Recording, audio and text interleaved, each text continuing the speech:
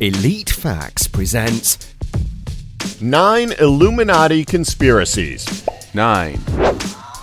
You've heard of the Illuminati, right? They're the shadowy group who control every aspect of our lives. They dictate what's in the movies we watch, the music we listen to, and the news we read. They've pulled the strings on all of history's major events. They observe satanic rituals, and they'll happily kill to preserve their secrecy.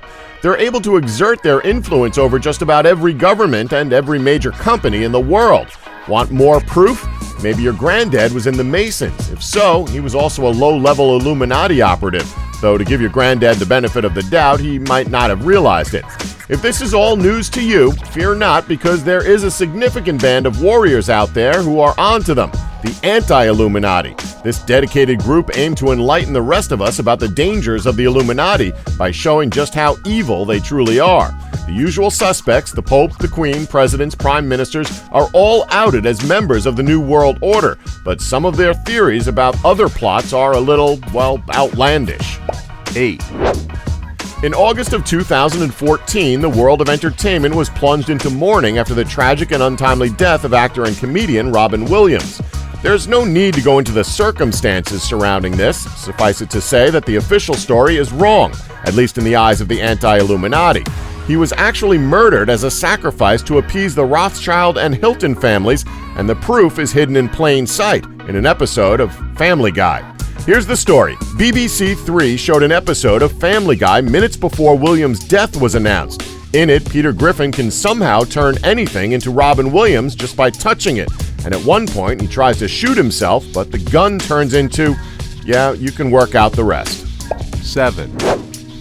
A lot like Robin Williams, actor Paul Walker's death has been crowded by very similar theories. One of the reasons being that Paul Walker's film history was linked to secret societies, thus connecting him to the Illuminati. One of these films, The Skulls, is linked to Yale's Skull and Bones secret society. And another film, Fast and Furious, is linked to an ATF operation in which secret ops were covering up a trade with a Mexican cartel so that they could track the guns they sold to them in an attempt to arrest high-ranking members of the cartel.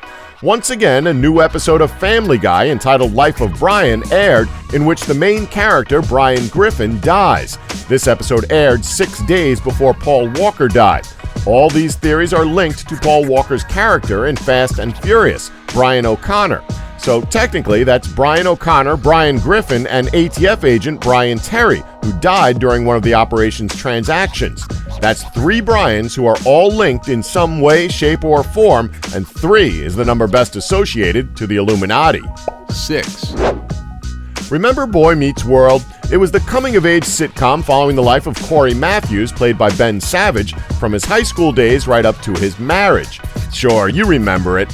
Bet you didn't know it was actually all an Illuminati front, and the poor actors were just puppets in their world-conquering charade. There's a whole Tumblr page dedicated to this theory, but sadly they haven't posted an update in over a year because they were forced into hiding. Quote, "We can no longer write anymore because the police constantly check this website every day. The police even search our houses randomly. If the police find out that we've updated this site, we'll be sent to jail for a long time."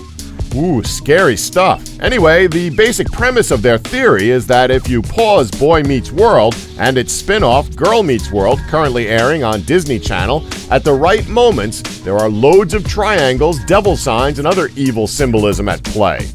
5. Saved by the Bell, that show we all watched religiously in the summer holidays despite it actually being a bunch of rubbish, was also truly evil at heart. The basic argument is that it was unrealistic, a terrible crime for a light-hearted comic program. But it has a much deeper truth if you look hard enough. Apparently, it was all a figment of Zach Morris's imagination. The theme tune at the start shows us his real world, but the rest of the show is actually all in his head, where he escapes the day-to-day mundane that is school life. Back in Zach and Company's imaginary world, you can see more signs of the Illuminati's evil handiwork. It was made by a company linked to Disney, who are one of the most important cogs in the chain, as we'll see later.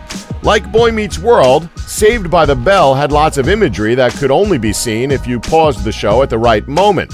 Kelly Kapowski clearly making a devil fingers gesture, for example. But one of the most damning pieces of evidence is that in its original incarnation, Good Morning Miss Bliss, the school was called JFK High. And as everyone knows, John F. Kennedy was either murdered by the Illuminati or was one of their high priests, depending on who you ask. And so the name was changed to Bayside High, as the original name was clearly deemed too obvious by the powers that be. 4, Before he got famous, Eminem sold his soul to the Illuminati. Not just made a deal with them, he sold his actual soul to them. That's how he became a huge superstar so quickly. The Illuminati gave him his immense talent, which his first 2 albums showed him to have in spades. But remember that time after he released Encore in 2004, when he went on a long break and didn't release a new album for 5 years? That's because he reneged on the whole selling of his soul deal, and the Illuminati took away his talent. Though this huge snub was clearly something the New World Order wouldn't allow to go unpunished, they had actually planned for this to happen all along. They implanted the idea of Slim Shady inside Eminem long ago as a kind of backup plan. Whether the real Eminem is dead or just controlled by his nasty alias is a matter of contention. But really it's irrelevant because the Illuminati got him back regardless. They always get their man. 3, I'ma let you finish, but first I have to embarrass you on a world stage as part of your Illuminati initiation. That's how Kanye West's impromptu speech at the 2009 VMAs would have gone if he'd been speaking the truth, because he wasn't doing it in order to big up Beyoncé's video. This was all a front. All new members of the New World Order must be publicly shamed in front of their peers before becoming full card-carrying comrades, and that's exactly what Taylor Swift went through that night. It was all a staged event, with Kanye playing the part of the evil monster, masterminded by Beyoncé, and with poor Taylor as the unwitting victim. You see, they didn't tell her what was going on, so it would look real. Seeing through the charade, however, anti-Illuminati sleuths even noticed that later in the evening, she came back on stage in a different dress. When West bum-rushed the stage, Swift was wearing a silver dress, but when she returned at the behest of Beyoncé, she was wearing a red wedding dress, as was Mrs. Jay-Z. Matching outfits and Beyoncé saying she wanted Swift to have her moment. Was this Taylor finally being accepted into the New World Order? 2, Here's one you might have read about in mainstream news, actually, and it concerns the most powerful toddler in music, Blue Ivy Carter. Her mother, that's Beyoncé Knowles if you didn't know, faked the whole pregnancy. The proof for this is an Australian TV interview where she appeared to be wearing a prosthetic baby bump. If you watch the video, it does look very suspicious, and the anti-Illuminati took it as a sign that Beyoncé was never actually pregnant, instead having a surrogate carry Blue Ivy for 9 months. Why she would do this isn't clear, but this is a minor detail when you consider the next piece of evidence, the name she chose for her daughter. If you reverse it, it spells out Yulb Ivy, and some have claimed that's Latin for Lucifer's daughter. We'll leave you to check the veracity of that claim yourself, but for the anti-Illuminati, it ties in neatly with their belief that Blue Ivy is going to be the future head of the New World Order. 1, Finally, we come to the big kahuna, Disney. The reams of evidence of Illuminati involvement stuffed into Disney films would fill a multi-volume book, but let's try to condense things a little bit here. Let's start where most things start, at the beginning. Walt Disney himself was a Mason. So, as a franchised member of the New World Order, it's obvious Walt was going to stick loads of telltale signs into his work. You've probably heard stories of sexy things that are hidden in these seemingly innocent movies. You can pick almost any Disney film at random, press pause at the right moment, and zoom in to find something like a penis shape in the sky, and other Illuminati imagery that litters Disney films. For example, in one of the more psychedelic sequences of Dumbo, a single eye appears on the screen. Now, as we all know, this is really the Eye of Providence, the all-seeing Eye of God, which the New World Order tend to sneak into many things, most notably the dollar bill. Even the logo has hidden secrets in the form of the number 666. If you look at it and really squint, the first half of the W is the first 6, most of the D is a backwards 6, and the top half of the Y is kind of a bit like the shape of a 6. See it?